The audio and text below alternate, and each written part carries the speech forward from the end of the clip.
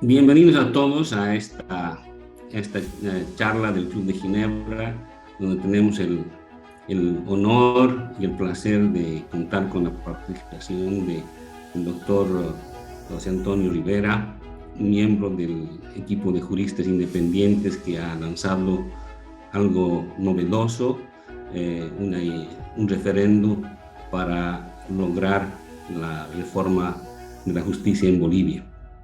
Nos ha parecido que el tema es sumamente importante por varias razones. Primero, porque tiene implicaciones o puede tener implicaciones decisivas en la vida de nuestro país. Esto conlleva muchas interrogantes en el seno de la sociedad boliviana. Naturalmente tiene importancia particular para todos los que estamos fuera de Bolivia y que no estamos completamente bañados, imbuidos en el día a día del acontecer boliviano, por lo que la charla que vamos a tener esta noche y la presencia de José Antonio es sumamente importante para los bolivianos que estamos fuera de Bolivia. Nos están escuchando muchos de ellos a través de nuestras redes sociales y, eh, y esperamos que esta sea una contribución del Club de Ginebra para elucidar ciertas dudas que todavía hay presentes en la mente de algunas personas. Muchas personas se preguntan cuál es el impacto y los alcances, los riesgos que una iniciativa de esta naturaleza puede tener, y se preguntan todavía si van a firmar o no van a firmar. Entonces, creemos que esta charla nos va a ayudar a responder a estas preguntas. Pero más allá de todo esto, vemos también con mucha atención el ejercicio, yo diría, el primer ejercicio de democracia directa, haciendo uso de este derecho constitucional que tenemos los bolivianos de llevar adelante un referendo ciudadano, tratando de ejercer esto que se llama democracia directa. Creo que vale la pena reconocer el esfuerzo que se está haciendo y la amplitud del proyecto que se ha tomado adelante. Entonces, yo quisiera felicitar a José Antonio para iniciar esta charla y a través de él a todo el equipo de juristas independientes y a la multitud de sectores de la sociedad civil boliviana que están intentando cumplir con los requisitos de este referendo. Y con esta introducción le dejo la palabra a José Antonio para que nos explique brevemente lo que se está haciendo. Y en una segunda parte de la charla de hoy tendremos oportunidad de intercambiar reflexiones, de hacer consultas que nos pueden aclarar las dudas que podamos tener, con la esperanza de que esto sirva a los presentes y a los que verán este video en el futuro. Muchas gracias de nuevo a todos por su presencia y gracias, José Antonio, por estar con nosotros. Adelante, por favor. Al contrario, yo soy el agradecido, Jaime. Muy buenas tardes a todos quienes están en la sala virtual y a quienes están presenciando a través de redes sociales.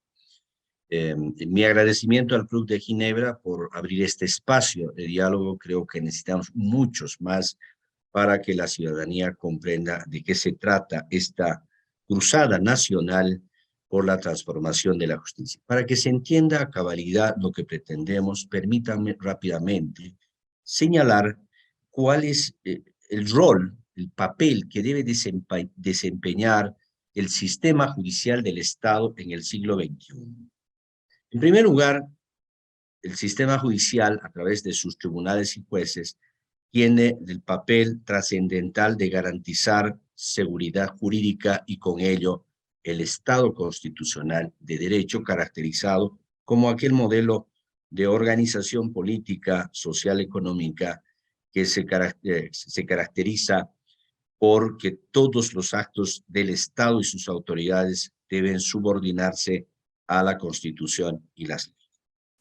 Dentro de ello, el papel fundamental que desempeña el sistema judicial es racionalizar el ejercicio del poder político, evitando los excesos de poder, el verticalismo, el autoritarismo, a través del control judicial, de legalidad sobre los actos administrativos, de constitucionalidad sobre las leyes y de convencionalidad sobre actos, decisiones, leyes y reglamentos del Estado. Dos, debe proteger la democracia resguardando los principios democráticos como el de la alternancia en el ejercicio del poder, el respeto de las mayorías hacia las minorías, el respeto y resguardo de las libertades públicas como la libertad de expresión, la libertad de pensamiento y opinión, ese derecho de pensar diferente. Tres, debe pacificar a la sociedad, otorgando protección efectiva, inmediata, a los derechos humanos y derechos fundamentales frente a las violaciones de que son objeto por parte del poder político, del poder económico y del poder fáctico. En la medida en que los jueces y tribunales hagan esta protección efectiva, la sociedad vive en paz, en armonía, pero si no se otorga esa protección, la sociedad se violenta porque la gente sale a las calles a bloquear, a exigir el respeto y el restablecimiento de sus derechos violados. El ejemplo es el de Santa Cruz frente al apresamiento ilegal y arbitrario de su gobernador, que salen a las calles a protestar y exigir el respeto de derechos. Finalmente, el último rol que desempeña es resolver los conflictos y controversias de las personas particulares entre sí y de estas con el Estado. Pero para que eso funcione adecuadamente, ¿qué es lo que se requiere? Una justicia democrática. ¿Y qué es una justicia democrática? Aquella que permite a las ciudadanas y ciudadanos en general acceder a los servicios judiciales en igual de oportunidades para recibir la protección judicial con prontitud, con oportunidad, con eficacia y eficiencia. Dos, se requiere de jueces y magistrados independientes e imparciales que impartan justicia y sean capaces, primero, de subordinarse a la Constitución y las leyes y lograr que el resto de las autoridades se subordine a ese ordenamiento. Tercero, que un sistema judicial en el que los ciudadanos tengamos el derecho de recibir información y exigir la rendición de cuentas sobre el ejercicio de esta potestad estatal de impartir justicia. Lamentablemente, en nuestro país, nuestro sistema judicial no es democrático, se encuentra sumido en una profunda crisis, yo diría una crisis terminal, si me permiten utilizar términos médicos, está con terapia intensiva y con diagnóstico reservado. Es una crisis que se caracteriza por la permanente y sistemática violación del derecho de acceso de las bolivianas y bolivianos a los servicios judiciales. De 339 municipios que conforman Bolivia, solo 180 tienen servicios judiciales. El resto carece de servicios judiciales. En segundo lugar, 2/3 de la población que enfrenta conflictos de cuantía menor no acceden a los servicios judiciales allá donde hay jueces y hay servicios por los altos costos que supone esto. Por ejemplo, si una persona alquiló 2 viviendas a otra persona en un monto de 700 bolivianos, que significa $100, y el inquilino no le paga un mes, 2 meses, 3 meses, para cobrar, si acude al sistema judicial, tendría que contratar a un abogado que mínimo le va a cobrar 6,000 bolivianos, $900, y que el proceso va a demorar 4 o 5 años. Entonces, esa gente lo que hace es tomar justicia por mano propia, cerrando las válvulas de agua potable, cortando la energía eléctrica, cambiando la chapa en la puerta, provocando que el inquilino presente una acción de amparo, que le tutele, haga reparar los daños y restituya los gastos y encima no pague alquileres. Como esto hay un conjunto de problemas de menor cuantía que no son resueltos a través de los servicios judiciales porque su acceso resulta altamente costoso y moroso en la resolución. Una segunda expresión de esta crisis es la crónica retardación de justicia. En Bolivia, El promedio de duración de un proceso penal es de 10 años, de un proceso civil bordea los 8 años. Se dice que la justicia tarda, pero llega. Si llega tarde ya no es justicia, simplemente es injusticia. Por lo tanto, Bolivia rompe e incumple todos los estándares mínimos internacionales sobre el plazo máximo de duración de un proceso que está vinculado a un derecho humano que todos tenemos de ser juzgado y procesado en un plazo razonable. Tercero, es un servicio judicial en crisis que se manifiesta a través de cada vez más crecientes niveles de corrupción. Denuncias permanentes de cobro de dinero para agilizar los procesos, para dictar sentencias, denuncias que no son investigadas, no son esclarecidas y autores que no son sancionados. Y eso está dando lugar a que las cárceles estén hacinadas de personas inocentes con un uso abusivo de la prisión preventiva que provocó 4 llamadas de atención hasta la fecha por parte de la Comisión Interamericana de Derechos Humanos, por ser Bolivia uno de los 4 estados que hace abuso de la prisión preventiva. Sin embargo, los verdaderos criminales con sentencias ejecutoriales por delitos de homicidio, asesinato, feminicidio, trata y tráfico de personas, narcotráfico, se pasean libres en las calles y que generó todo un escándalo el año pasado. Luego una crisis que se expresa a través de la ausencia total de independencia e imparcialidad en jueces y magistrados, porque el sistema judicial está secuestrado por el poder político que utiliza a este sistema judicial para desplegar persecución judicial con fines políticos para eliminar a todos aquellos ciudadanos, líderes cívicos, ciudadanos políticos que tengan una posición contraria al gobierno. No lo decimos nosotros que promovemos esta iniciativa popular, lo dijo primero el grupo internacional de expertos independientes que hizo las investigaciones sobre los lamentables sucesos del 2019. Su informe señala que hay un patrón común de persecución judicial con fines políticos. Y lo reiteró el año pasado el relator especial de las Naciones Unidas para la Independencia Judicial. Finalmente, una crisis que se caracteriza por la mala calidad del servicio judicial. Fallos totalmente inmotivados que dan lugar luego a las impugnaciones y eso se traduce en un otro factor de la retardación de justicia. Frente a eso, ¿qué hacer? Desde que recuperamos la democracia en 1982, se han intentado reformas al sistema judicial, porque esta crisis tiene vieja data, aunque en los últimos 15 años se ha agudizado esta crisis. Lamentablemente, en estos intentos de reforma judicial se ha partido por formular soluciones a partir de los efectos y no de las causas, porque la crisis, como todo fenómeno social, tiene causas de diverso orden, pero las más principales, de orden económico. La asignación presupuestaria es mínima, 0.33% para el órgano judicial y 0.55% para todo el sistema judicial que incluye Ministerio de Justicia, Ministerio Público, Policía Judicial Científica y Defensa Pública. El otro país sudamericano que más bajo presupuesto tiene después de Bolivia es Paraguay, con el 2% del presupuesto general del Estado. En Bolivia, 0.33%. Eso se expresa en lo que decía, la ausencia de servicios judiciales, una infraestructura inadecuada, falta de dotación de equipamiento con tecnología de punta, etc.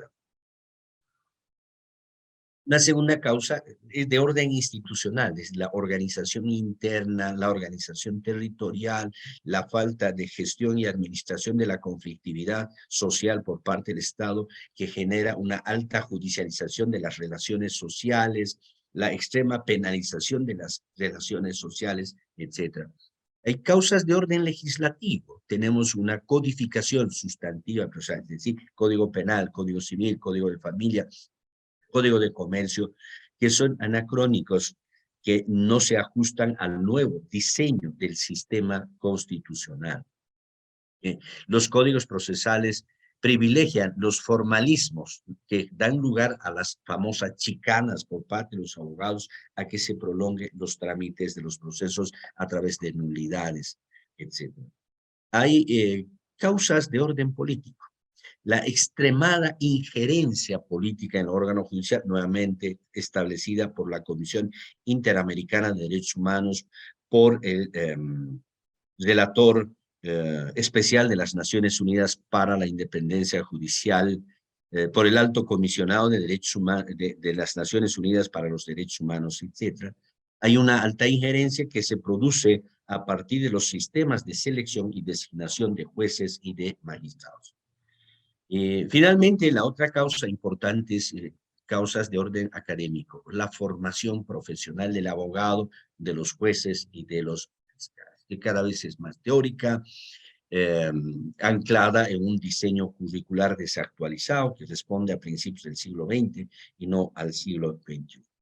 Entonces, siendo estas las causas, la solución a esta crisis tiene que partir por resolver esas causas. Por lo tanto, a estas alturas, lo que requerimos es una transformación estructural de la justicia para dar fin a esa crónica retardación de justicia, a la corrupción, al manoseo político, para dar fin con la exclusión social de los servicios judiciales. Lamentablemente, debo decir con mucha pena, no existe voluntad de los actores políticos, tanto del oficialismo como de oposición, para encarar este proceso de transformación estructural. El gobierno presidido por don Luis Arce, al tomar el cargo, asumir la alta función, prometió enfrentar esta crisis judicial. El ministro de Justicia conformó una comisión de notables que después de la primera reunión no volvió a reunirse porque le desautorizaron al ministro y una decisión gubernamental frenó aquello. Luego el ministro propuso soluciones a través de modificaciones legislativas que no atacaban a las causas profundas y parecían un intento de curar el cáncer con una aspirina. Frente a eso, ¿qué nos queda? Un grupo de abogados que venimos de diferentes vertientes, de la academia, del ejercicio de la judicatura, de la docencia, del litigio, de la política, en el buen sentido de la palabra, de la jurisdicción indígena originaria campesina, nos reunimos a hacer el trabajo de diagnóstico y perfilar alternativas de solución. Solución que exige de adoptar medidas inmediatas, mediatas y de largo alcance en el plano institucional, administrativo, presupuestario, económico, financiero, en el plano legislativo, en el plano académico, para enfrentar esta crisis. Pero que de ese conjunto de acciones, el punto de partida es reformar parcialmente la Constitución. Y por eso es que ante la falta de voluntad política, tanto del gobierno como de la oposición, decidimos hacer uso de un mecanismo que como parte de la democracia directa participativa prevé la Constitución, que es la reforma parcial de la Constitución por iniciativa ciudadana a través de referéndum popular. Para lo que hemos planteado oficialmente la reforma parcial con tres ejes básicos. El primer eje, reformar parcialmente la Constitución para garantizar una justicia con jueces y magistrados independientes, imparciales, que impartan la justicia con idoneidad, con prontitud, con oportunidad. Cambiando para ello radicalmente el sistema de selección y designación de jueces de instancia, de apelación y los magistrados de las altas cortes, para que no exista más este manoseo político y esta alta injerencia. ¿Qué proponemos para la designación, selección y designación de jueces de instancia y de apelación? Primero, la formación de jueces en una escuela judicial, porque una cosa es ser abogado y otra cosa diferente es ser juez. La universidad forma abogados, no a jueces. Entonces hay que terminar de formar jueces y quienes aprueben ese curso teórico-práctico para ser juez ingresan al sistema de carrera judicial que tiene tres componentes. El ingreso a través de examen de competencia, oposición, previa capacitación en la escuela de jueces, el subsistema de capacitación y actualización permanente para el desempeño, que incluye el programa de información y el sistema de evaluación de desempeño.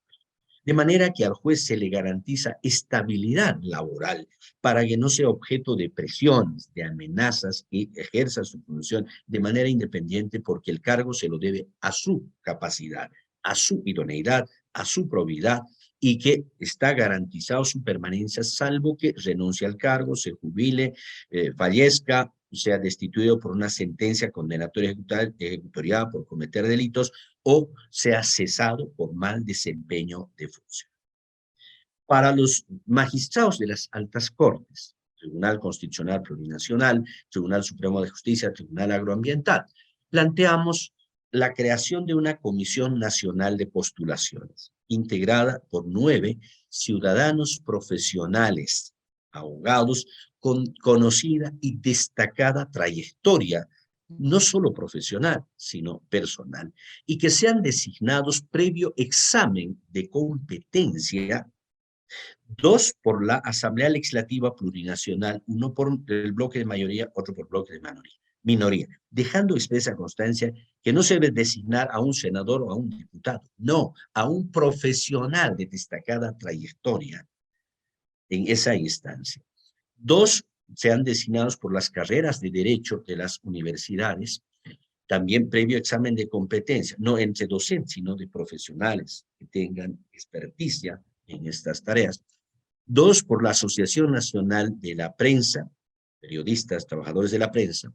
1 por la Asociación Nacional de Jueces y Magistrados de Bolivia. 1 por los colegios de abogados y 1 por la jurisdicción indígena originaria campesina. Esta comisión tiene que encargarse de seleccionar a los futuros magistrados previa comprobación pública y transparente de 6 idoneidades, desde la idoneidad profesional, su formación posgrados, idoneidad de ejercicio a través de la dictación de una sentencia donde se evalúen todas las capacidades que debe poseer un magistrado, la idoneidad psicológica, la idoneidad gerencial, la idoneidad ética, porque de nada nos sirve tener un brillante profesional, pero que en su vida cotidiana no se desenvuelve con apego a los principios éticos y los valores morales. La idoneidad social, de que sea conocedor de la realidad económica, política, social de la sociedad en que impartirá justicia. Previa a esa comprobación, elabore ternas, 3 nombres para cada cargo de magistrados, respetando la equidad de género, una terna de varones, una terna de mujeres, etc. Y que remita esas ternas ante la Asamblea Legislativa Plurinacional. Pero la terna debe integrar los profesionales, las profesionales que mayor puntaje obtengan en ese proceso. La Asamblea Legislativa, en representación del pueblo, debe realizar la designación en un plazo no mayor de 30 días. ¿Qué sucede si no cumple ese plazo? Automáticamente queda designado como magistrado el que encabeza la terna como titular y el segundo como magistrado supremo. Esa designación realizada deberá ser aprobada o rechazada por el pueblo a través de un referéndum ratificatorio. No de elección, referéndum. ¿Y por qué mantenemos el referéndum? Porque ya hay el derecho al voto que se ha introducido para la elección por voto popular, que si suprimimos estaríamos afectando el núcleo esencial y eso concierne a la reforma total que tiene que hacerse mediante asamblea constituyente. Entonces teníamos que cuidar de no afectar el núcleo esencial para encuadrar esta iniciativa y esta propuesta en las exigencias previstas por la propia Constitución. Este es el primer eje. Segundo eje está orientado a solucionar los problemas económicos, institucionales, administrativos, incorporando en la Constitución una norma imperativa que obligue la asignación presupuestaria de un mínimo del 3% de todo el presupuesto del Estado cada año, para evitar que el órgano judicial cada año esté haciendo negociación con el Ejecutivo y donde el Ejecutivo le dice, te aumento el presupuesto, pero tú haces esto, pone condiciones. Entonces ya la Constitución define. Y esto es un estándar establecido por la Corte Interamericana, por la Comisión Interamericana y la Relatoría Especial de Naciones Unidas. La mayoría de los estados centroamericanos, sudamericanos, tienen en su norma esta previsión. Además, en la Constitución, garantizar la independencia presupuestaria, administrativa, económica, financiera. ¿Dónde se destina este incremento? A dotar de servicios judiciales a todos los municipios, a dotar de infraestructura adecuada, de tecnología de punta, es restablecer el funcionamiento de los juzgados. Hoy en un juzgado el juez tiene que hacer todas las actividades de proveer o decretar los memoriales, ordenar entrega de mandamientos, fotocopias, además de la audiencia y las sentencias. Por eso incurre en la demora y por lo tanto en retardación de justicia.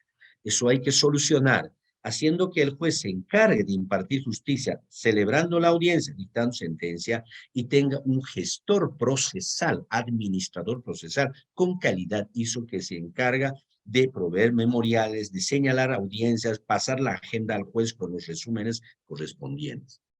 Y por otro lado, destinar estos recursos a la creación de los juzgados de paz, que lo explicaré en el siguiente eje temático. Pero la sola asignación presupuestaria no es suficiente para resolver el problema.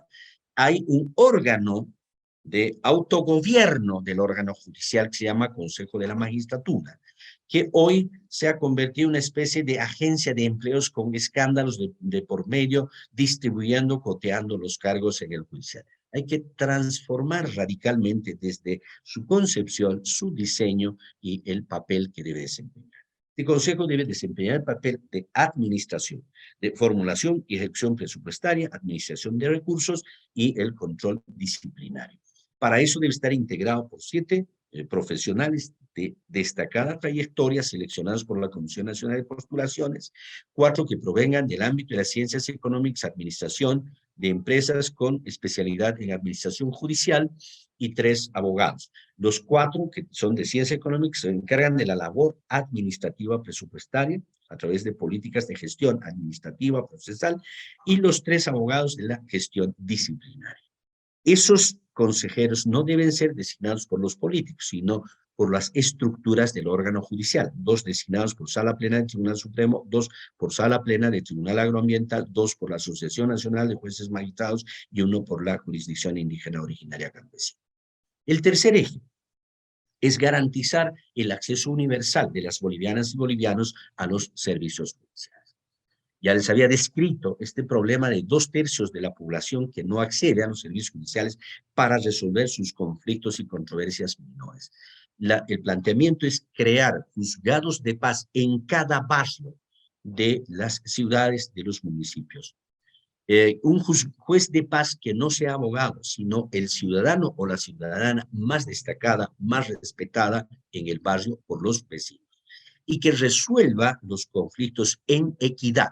Se pueden resolver conflictos en equidad y en derecho. Cuando entramos en derecho nos empapelamos, abogados de por medio, la chicana, los procedimientos y los altos costos, pero también se puede resolver en equidad. Y estos conflictos menores que no involucren afectación de derechos humanos tienen que ser resueltos en equidad, sin mayor costo de exigencia de presencia de abogados en 2 audiencias, respetando el debido proceso y permitiendo que las bolivianas y bolivianos que tienen estos conflictos menores propios de nuestra realidad, como el prestar 10.000 bolivianos y no le devuelven, alquilar una vivienda, un departamento cuyo inquilino no paga, o que el inquilino no quiere desocupar, el problema de las antiques. Hay un conjunto enorme de problemas menores que hoy por hoy no llegan a los tribunales y que deben ser resueltos a través de estos jueces de paz.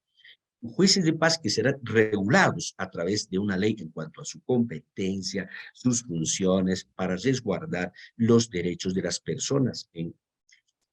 Y como parte también de este eje, planteamos el fortalecer los sistemas alternativos de solución de conflictos y controversias, como son los centros de conciliación y arbitraje, hoy por hoy administrados por la empresa privada y con excelentes resultados, pero deben ser ampliados y democratizados para la población, con creación y administración por parte de las facultades de derecho de las universidades públicas, los colegios de abogados, para que puedan ser accesibles para la gente de clase media, media baja. Y finalmente, dentro de este mismo eje, planteamos la revitalización de la jurisdicción indígena originaria campesina, que siempre ha existido desde antes de la colonización, durante la colonia y en la vida republicana, que recién se ha constitucionalizado, pero a la par de constitucionalizar, han cometido el grave error de remitir a una ley de deslinde la definición de su competencia por razón de materia, y la ley les ha vaciado de contenido. Un poco más les ha excluido todas las materias, reduciendo a la mínima expresión. Entonces, planteamientos: restablecer estas competencias, crear mecanismos de cooperación de parte del Estado para la ejecución de las decisiones, y finalmente mecanismos de diálogo intercultural entre la jurisdicción indígena originaria campesina con la jurisdicción ordinaria y la jurisdicción agroambiente. Estos son los tres ejes, que, reitero, son un punto de partida.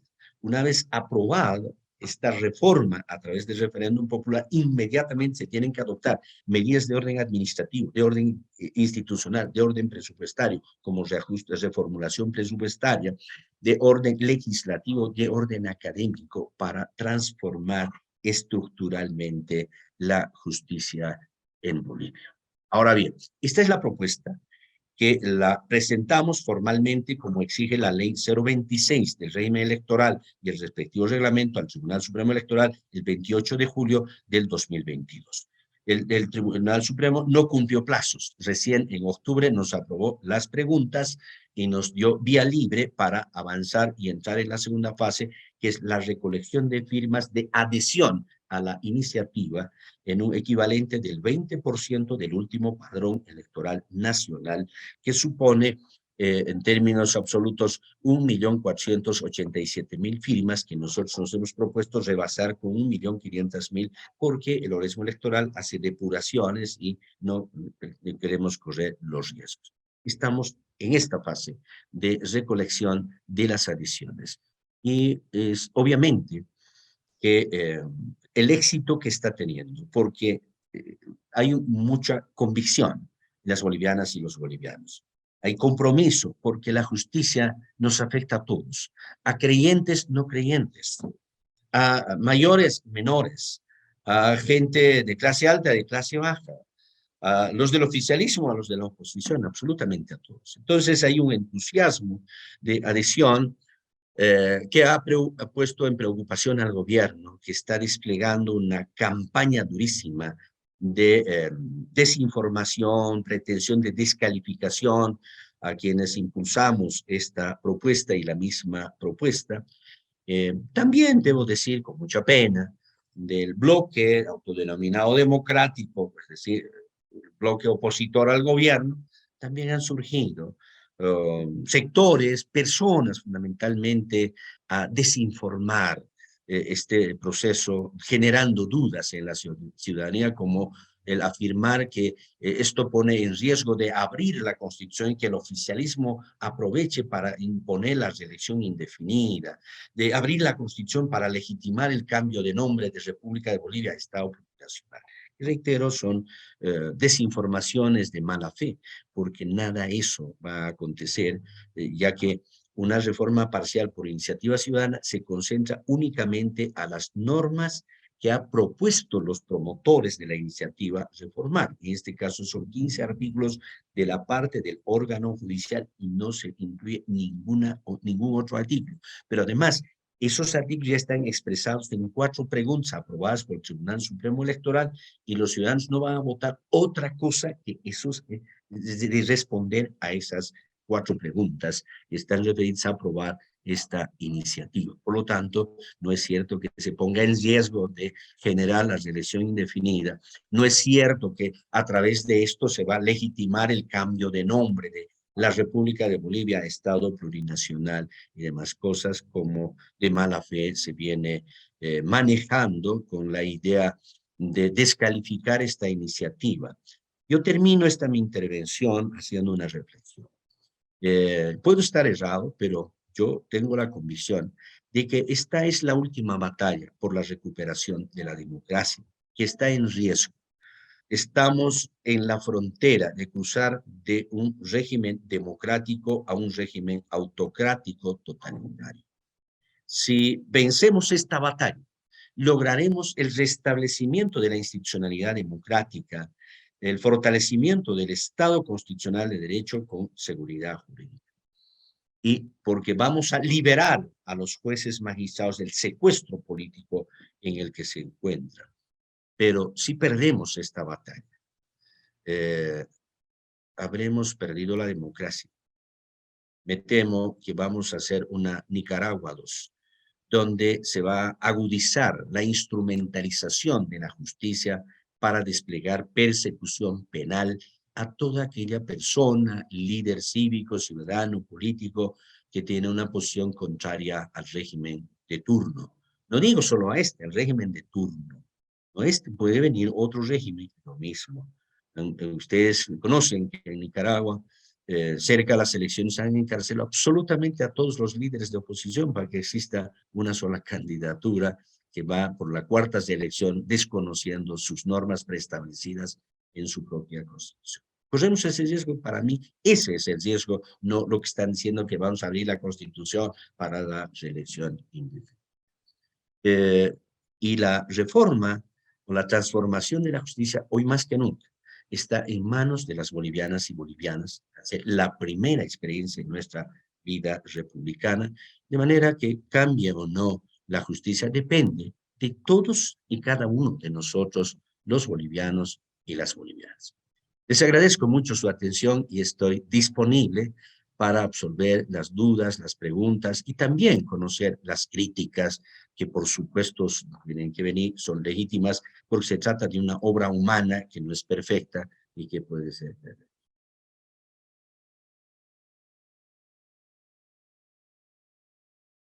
Muchas gracias, Jaime. Terminé la exposición. Muchísimas gracias, José Antonio. Como siempre, las explicaciones que nos da son extremadamente claras y aclaradoras. Creo que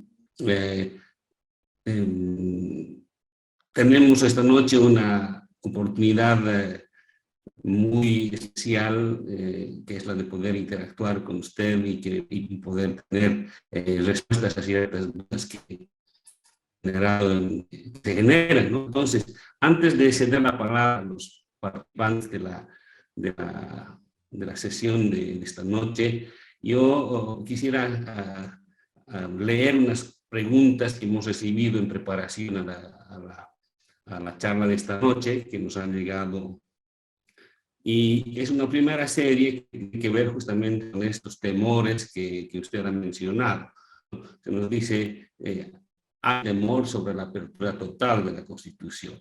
A lo mejor, no solo el temor que usted ha mencionado ya y que ha excluido, pero a lo mejor temor también por los abusos que en el proceso el gobierno o el ejecutivo pudiera hacer, como ya he visto ya varias veces, ¿no? Es decir, que procesos que están especificados no se respetan, no se los tergiversa.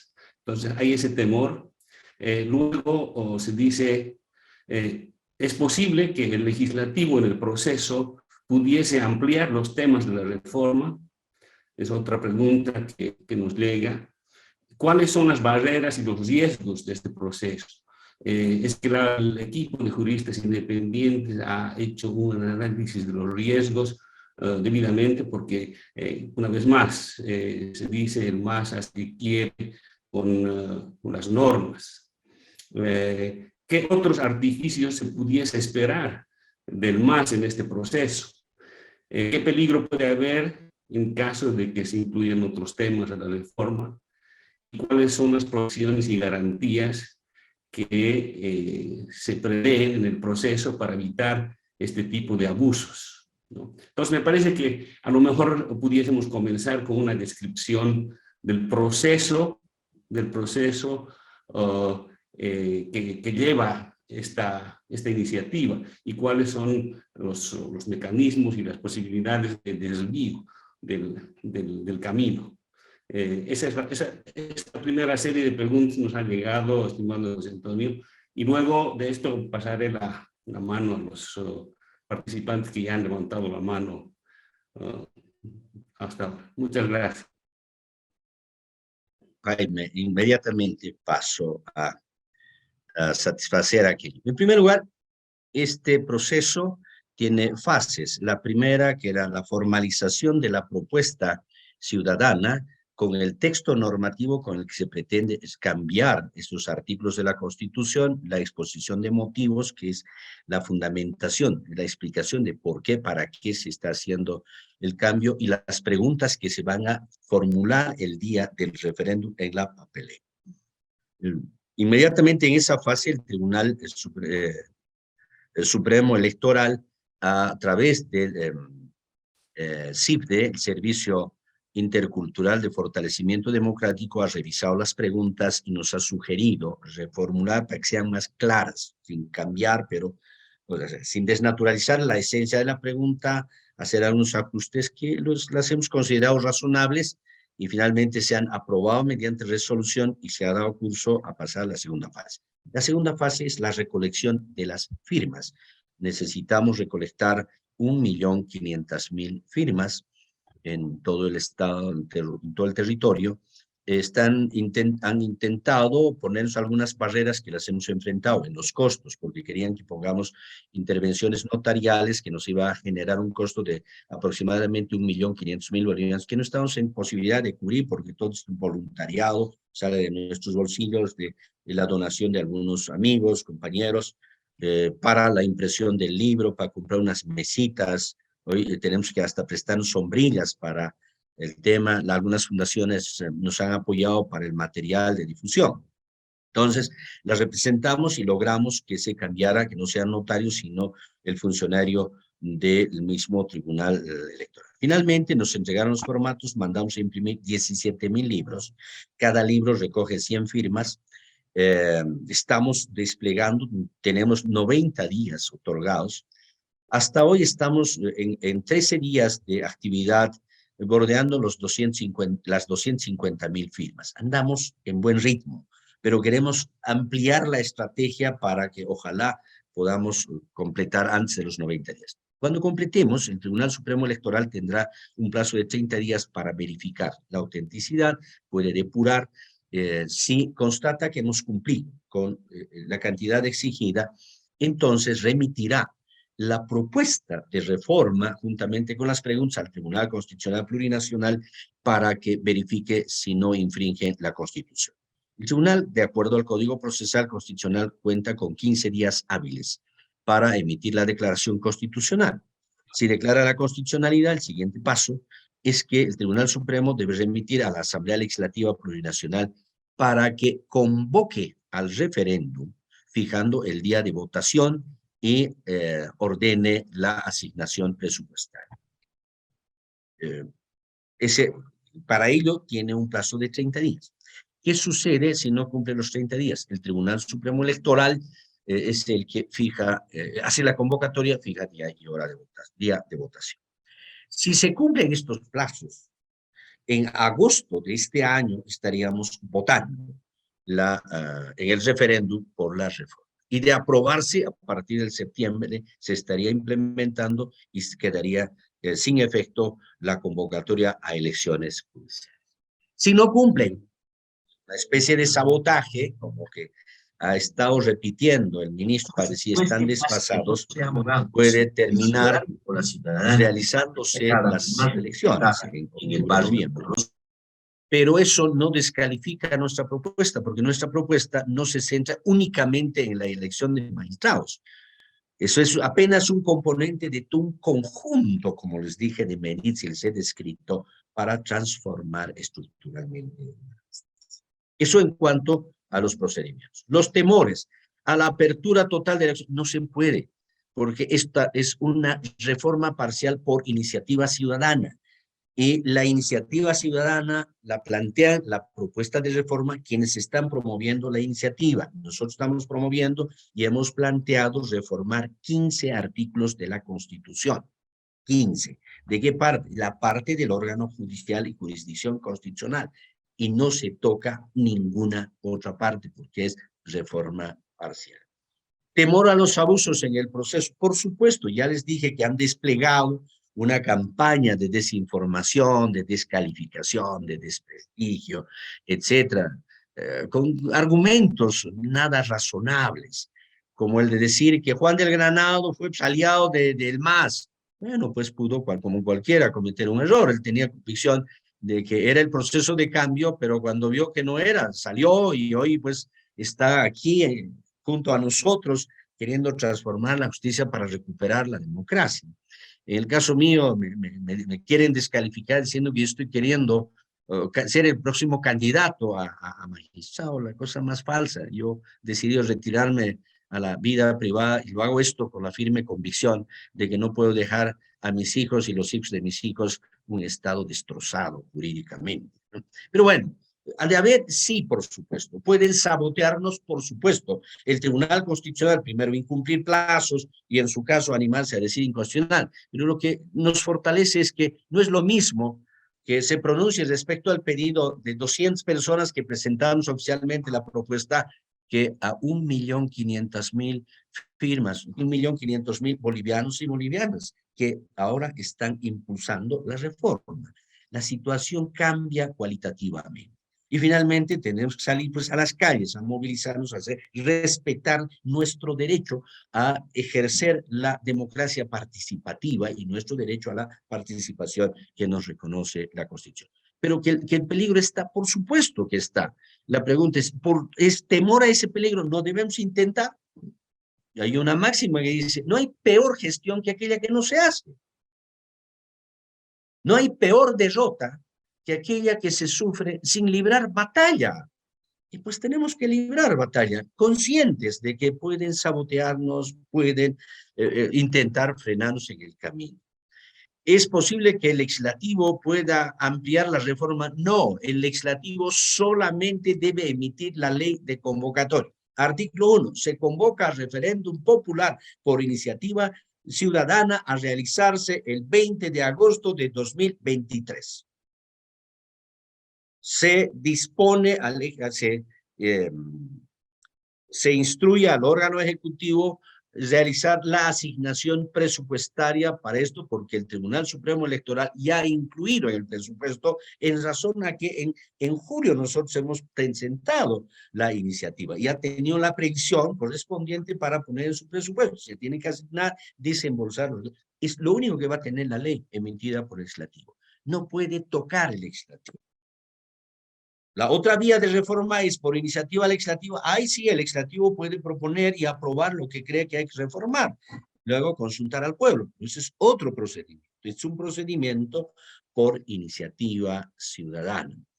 ¿Qué peligros existen? Los peligros, pues, de que nos puedan sabotear, de hecho, intentar reprimir. Respecto a Rubén Darío Cuéllar, que es uno de los juristas de Santa Cruz, que es parte de este equipo, le han reiniciado un proceso penal por una supuesta auditoría, porque él desempeñó la función de prefecto del departamento cuando Eduardo Rodríguez Belcé fue presidente, recordarán en el 2005 ante la crisis, y que ya tiene una resolución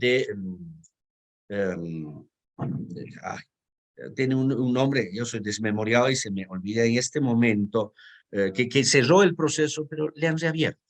Respecto a Juan del Granado, han reabierto el tema de auditoría sobre los puentes trillizos cuando ya había 2 auditorías sin responsabilidad. Se corren esos riesgos, por supuesto, pero no le podemos tener miedo a esos riesgos, sino tener la firmeza del respaldo ciudadano para seguir adelante.